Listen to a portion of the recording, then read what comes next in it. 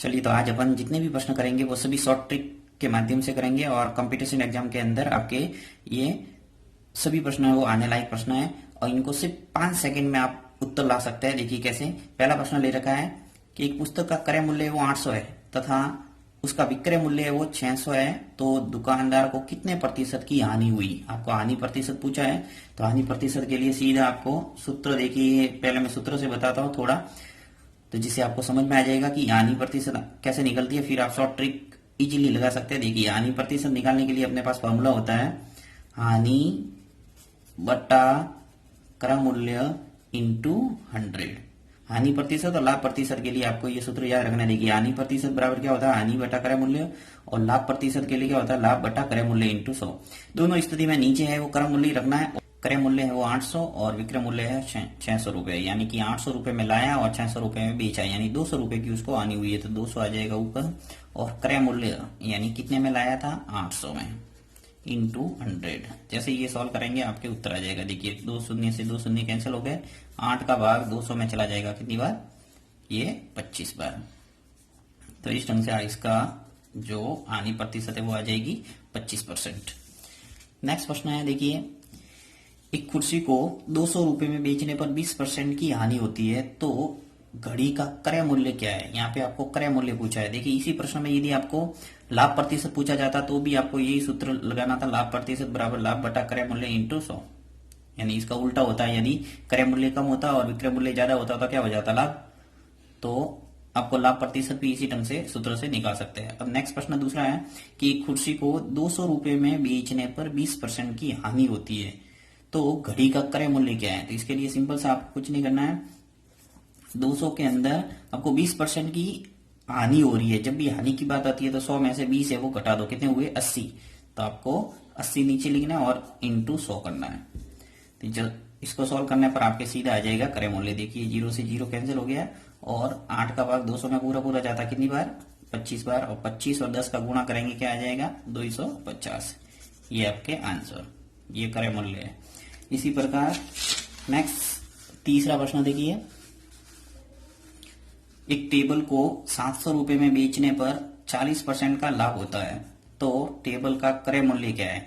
यहाँ पर भी आपको क्रय मूल्य पूछा है, परंतु यहाँ हो रहा है वो लाभ। देखिए, यहाँ पे क्या था, इस प्रश्न के अंदर अपन ने क्या निकाला था, क्रय मूल्य पूछा था, परंतु आपको 20% की क्या हो रही थी, हानि हो रही थी। तब हानि होने पर मैंने क्या किया, 100 में से 20 है वो कम करती है, इसलिए 80 का भाग दिया और 100 से गुणा कर दिया। यहाँ पर भी आपको 700 रुपए में बेचा है तो 700 ऊपर लिख लिया और नीचे आपको 40% का लाभ हो रहा है। जब भी लाभ की स्थिति होती है तो 100 प्लस करना है, तो 100 में 40 जोड़ा था, कितना हो गया, 140 इंटू 100। एक 0 से 1 0 कैंसिल हो गया और 14 का भाग पूरा जाएगा। देखिए, 70 में 70 यानी 50 बार चला जाएगा और 50 इंटू 10 कितना आ जाएगा, 500। तो आपके क्रय मूल्य है वो 500 आ जाएगा, यानी टेबल का क्रय मूल्य है वो 500 में लाया और 700 रुपए में बेचा, तो उसे 40% का क्या हो गया, लाभ। चौथा प्रश्न है कि किसी वस्तु को 5% हानि की अपेक्षा 10% लाभ पर बेचा जाए तो दुकानदार को 75 रुपए का अधिक मिलते, तो वस्तु का क्रय मूल्य कितना है। वापस पढ़ रहा हूं, देखिए कि किसी वस्तु को 5% हानि की अपेक्षा, यानी दुकानदार है वो 5% हानि न लेके अगर 10% लाभ पर बेचता तो दुकानदार को 75 रुपए वो अधिक मिलते, तो वस्तु का क्रय मूल्य कितना है, यानी कितने रुपए में वो वस्तु लाई थी। तो उसके लिए सिंपल सा आपको कुछ नहीं करना है, जो भी दुकानदार को 75 रुपए एक्स्ट्रा मिल रहे हैं वो ऊपर लिख लो और नीचे आपके वस्तु को जितने परसेंट की हानि हो रही थी और जितने परसेंट का अधिक लाभ पर वो बेचता, इन दोनों को ऐड कर दो। 5 और 10 मिलकर कितने हो गए, 15। तो 15 का भाग दे दो इंटू 100 कर दो, तो सीधा आंसर निकल के आ जाएगा। देखिए, 15 का भाग दे दो 75 में, 15 पंजे 75, 5 इंटू 100 कितने हो जाएंगे, 500। बहुत ही अच्छी शॉर्ट ट्रिक है ये, आप इसको प्रैक्टिस करना। ऐसे ऐसे सवाल आप खुद बना के प्रैक्टिस करना। एक व्यक्ति 80 रुपए की वस्तु को 10% लाभ पर बेचता है तो वस्तु का विक्रय मूल्य ज्ञात कीजिए। अब दोनों प्रश्न मैंने विक्रय मूल्य से लिए, क्रय मूल्य वाले अपन कर लिया। विक्रय मूल्य अगर पूछा है तो कैसे निकालेगा जाएगा, देखिए यहाँ पे क्रय मूल्य दिया हुआ है कि व्यक्ति ने 80 रुपए की वस्तु है और उसे 10% लाभ पर बेचा, तो सीधा विक्रय मूल्य अगर निकालना है तो 80 इंटू 10% का लाभ हुआ है। जब भी लाभ की बात आती है तो आपको ऐड करना 100 में, यानी 100 प्लस 10 कितने हो जाएंगे, 110 बटा 100। 0 से 0, 2 0 कैंसिल हो गए तो कितना हो गया, 8 का गुणा 11 से करेंगे क्या आएगा, 88। यानी विक्रय मूल्य कितना है, 88 रुपए।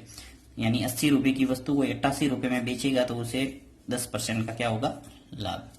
नेक्स्ट छठा प्रश्न दे रखा है कि एक व्यक्ति 80 की वस्तु को 10% की हानि पर बेचा था। देखिए मैंने वैसे ही प्रश्न लिए ताकि आपको ये क्लियर हो जाएगा कि जब लाभ होता है तो क्या करना है और हानि होती है तो क्या करना है। जब भी लाभ होता है तो 10 जोड़ना है 100 में, और जब भी हानि होती है तो 100 में से 10 है वो घटाना है और फिर वही गुणा करना था। देखिए कि एक व्यक्ति को 80 रुपए की वस्तु को 10% हानि पर बेचता है, तो 80 रुपए की वस्तु तो उसमें आपको 10% की हानि हुई है, यानी कि 90% में बेचा है बटा 100। 1 0 से 1 0, सेकंड 0 से सेकंड 0, 8 इंटू 9 कितना हो गया, 72। यानी 72 रुपए की वस्तु है और उसको 80 रुपए की वस्तु थी, उसे 72 रुपए में बेचा तो उसे 10% की क्या हो गई, हानि। अब थोड़े अनुपात वाले सवाल देखते हैं अपन। देखिए नेक्स्ट सवाल मैंने लिया इस टाइप का। इस टाइप के भी कंपटीशन एग्जाम के अंदर प्रश्न आते हैं कि यदि ए अनुपात बी है, आपको दे रखा है 3 और 4, और बी अनुपात है वो सी दे रखा है 8 अनुपात 9, तो ए अनुपात सी क्या होगा। तो उसके लिए आपको सिंपल जो अलग अलग आपको एबीसीडी के अक्षर दे रखे हैं वो लिख लो एक बार, ए बी और क्या है एक सी है। तो मैं लिख रहा हूं, देखिए ए अनुपात बी अनुपात सी, ठीक है। अब ए अनुपात बी कितना है, 3 और 4, तो इसके नीचे लिख लो 3 और 4। फिर बी अनुपात सी, बी अनुपात सी कितना है, 8 और 9, तो यहां से स्टार्ट करना। देखिए बी अनुपात सी है तो बी के नीचे आएगा 8 और अनुपात, और सी के नीचे है वो 9। अब इसका आपको ए अनुपात सी निकालना है। ए अनुपात सी निकालने के लिए सबसे पहले आप ए बी और सी का अनुपात निकाल दो। तो उसके लिए लाइन खींचो नीचे। अब देखिए सी है वो खाली पड़ा, देखिए यहाँ 4 के आगे कुछ नहीं है, तो ये जो संख्या है वो ऐसी कैसी यहाँ लिखना है। और इसी प्रकार यहाँ खाली है तो इसके लिए ये 8 है तो यहाँ 8 लिखना है। कहने का अर्थ आपको जो यहाँ संख्या दे रखी है, यानी जहां खाली है वो अंक इस टाइप से आगे बढ़ेगा। यहाँ 8 है तो 8 लिखा, 2 है तो 2 लिखता, 3 है तो 3 लिखता, जो भी संख्या आगे और प्रश्न करेंगे जिससे ये क्लियर हो जाएगा आपके। अब यहाँ पे गुणा करना। देखिए 9 का गुणा 4 से करेंगे तो क्या आएगा, 36। 8 का गुणा 4 से तो कितना है, 32, और 8 का गुणा 3 से तो कितने हो गए, 24। तो इसका अनुपात है वो क्या आएगा, 24, 32 और 36। अब आपको पूछा क्या है, ए अनुपात सी, ए अनुपात सी, तो ए का लिख लो कितना है 24, फिर अनुपात सी कितना है, सी है वो 36 है तो 36 लिख लो। अब देखिए यहाँ भाग जा रहा है तो दे दो, 12 का भाग 24 में भी जा रहा है और 36 में भी जा रहा है तो दे दू मैं, 12 दूनी 24 और 12 तिया 36। यानी अनुपात जितने सरल होते हैं उतना करना है, तो 2 अनुपात 3 इसका आंसर हो जाएगा। ए अनुपात बी, देखिए ए अनुपात बी कितना दे रखा है, 5 और 7, तो 5 अनुपात 7 लिख लिया। फिर बी अनुपात सी, यानी कि एक और बढ़ाना पड़ेगा यहाँ सी, बी तो पहले से लिखा हुआ पहले से ही, और बी अनुपात सी, तो बी अनुपात सी है वो 6 और 11, तो यहाँ 6 अनुपात 11। अब आपको करना क्या है, देखिए यहाँ ध्यान देने वाली बात है कि आपको ए बी और सी का अनुपात पूछा है, तो यहाँ 7 है इसलिए आपको आगे जहाँ खाली होती है वो संख्या वो लिखनी है जो पास में वाली है, पास वाली संख्या लिखना है बस। ये 7 है तो 7 लिखा मैंने, यहाँ 4 था तो 4 लिख लिया था मैंने। लेफ्ट हैंड साइड और राइट हैंड साइड दोनों तरफ ध्यान रखना है, यदि लेफ्ट हैंड साइड में है तो भी संख्या वो की वो लिखनी है और राइट हैंड साइड में तो भी वो की वो संख्या लिखना है। देखिए यहाँ 6 है तो यहाँ क्या लिखूंगा मैं, 6, ऊपर वाली ना लिख के पास वाली लिखना है, ये ध्यान रखना है इस बात का। अब गुणा करना ऊपर नीचे, तो 7 का गुणा 11 से तो कितने आ जाएंगे, 77 अनुपात 6 का गुणा 7 से करेंगे 42 अनुपात 6 का गुणा 5 से तो कितने आगे 30। तो इस ढंग से आपके ये आगे 30 अनुपात 42 अनुपात 77। तो यही आपको पूछा था, देखिए ए अनुपात बी अनुपात सी, तो यही अपन ने निकाला है, तो ये आंसर है। देखिए 3 वाले ले लिए मैंने, ए बी और सी, ये दे रखा है 1 2 3, तो मैं लिख लेता हूँ। देखिए ए बी, ये अनुपात बी अनुपात सी, ठीक है। फिर देखिए सी डी और ई आगे है, तो सी तो पहले से लिखा हुआ है, एक डी और अनुपात ई और लिख लेते हैं अपन। अब कंटिन्यू अपन अनुपात लिखेंगे, नीचे ए बी और सी है, तो क्या है 1 अनुपात 2 अनुपात 3, लिख लीजिए ए बी सी के।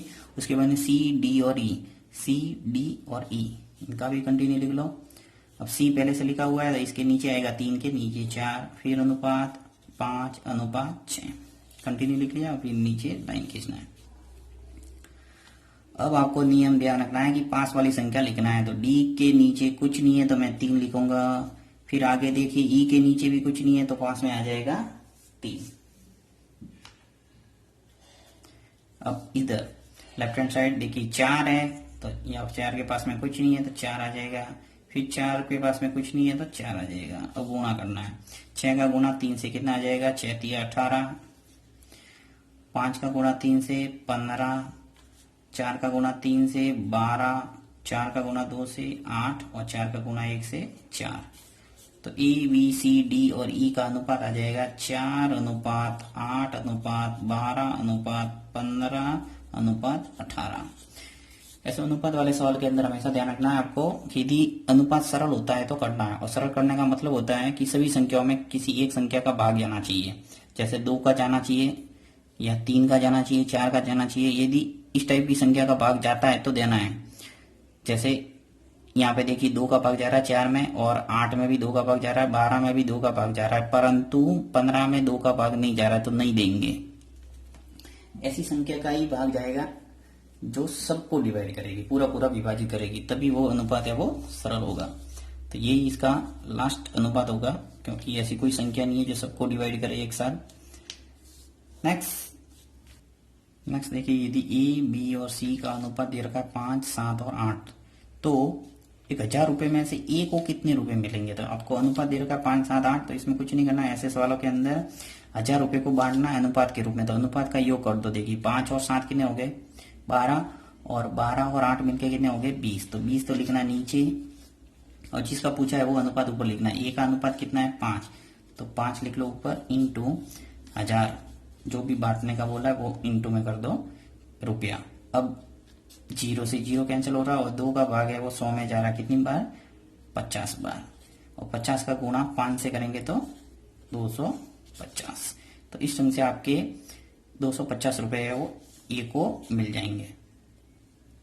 इसी प्रकार जैसे अगर पूछा होता बी का, तो मैं क्या करता, बी का जो अनुपात है वो ऊपर लिखता। देखिए बी का जैसे 7, और नीचे तो वही अनुपात का योग आता, 5 + 7 + 8 कितने हो गए 20, तो 20 ही आएगा, इंटू 1000 करता।